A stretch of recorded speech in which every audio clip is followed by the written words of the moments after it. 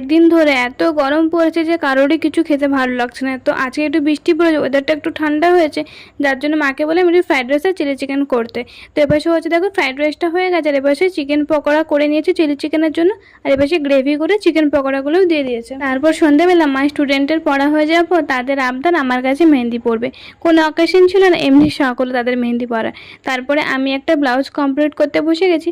Almost ব্লাউজটা হয়ে গেছে, লাস্টে হচ্ছে পট্টি আর হুকটা লাগিয়ে নিচ্ছি। ব্লাউজটা কমপ্লিট করে নিয়ে তোমাদেরকে দেখাচ্ছি, দাঁড়া।